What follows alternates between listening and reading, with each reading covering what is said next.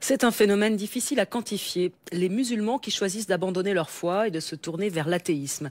Selon le Conseil des ex-musulmans de Grande-Bretagne, il serait plusieurs milliers outre-Manche dans cette situation et leur position est souvent très délicate. Leur entourage vit parfois très mal ce rejet de la religion et certains prédicateurs radicaux vont très loin jusqu'à réclamer la peine de mort pour les apostats. Patrick Chussehaï et Christophe Aubert sont allés à la rencontre de Sadia, une jeune femme d'origine pakistanaise qui a fait ce choix de quitter l'islam.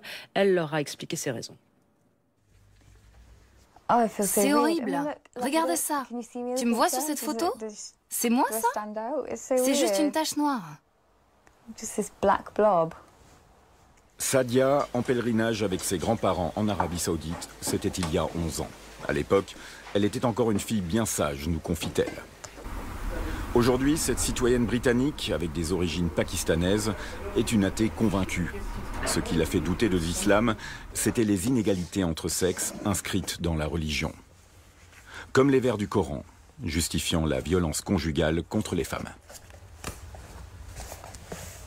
Quant à celles dont vous craignez la désobéissance, d'abord, avertissez-les. Ensuite, refusez de partager leurs couches. Enfin, frappez-les. Dans ce livre, je n'ai rien trouvé qui autorise une femme à se défendre quand son mari la bat. Rien. La rupture définitive avec la religion vient juste après le pèlerinage en Arabie Saoudite. Ses parents veulent qu'elle épouse un homme choisi pour elle. Lors de notre premier rendez-vous, j'ai mis une mini-jupe, j'ai fumé et j'ai bu de l'alcool, intentionnellement. J'ai dit à ma mère que j'en avais fini avec les mensonges.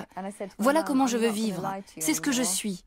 Une fois marié, il va finir par me battre parce qu'il croyait avoir épousé une brave fille musulmane.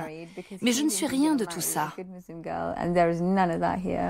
La rupture avec sa religion, un acte d'apostasie lourd de conséquences dans l'islam, était aussi une rupture avec sa communauté. Hier encore sœur, elle est devenue une étrangère. Pire, une criminelle aux yeux des prédicateurs radicaux.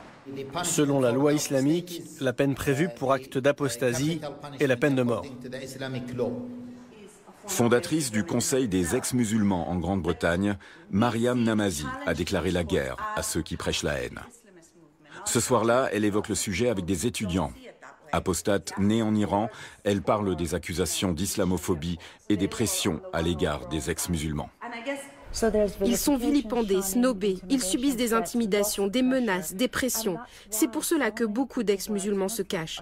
Certains de nos membres portent toujours le voile, vont à la mosquée et disent à leurs familles et proches qu'ils sont toujours musulmans. En réalité, ils ne le sont plus, ils sont athées.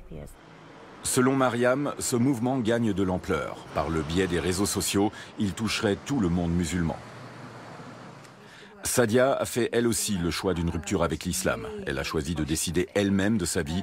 Aujourd'hui, elle s'occupe de femmes violées. C'était la bonne décision de quitter l'islam. Je n'ai aucun doute là-dessus, aucun. Je préfère encore être seule mais libre que de vivre dans cette communauté. Je ne me suis jamais sentie aussi seule qu'au sein de cette communauté. Je préfère être seule mais libre.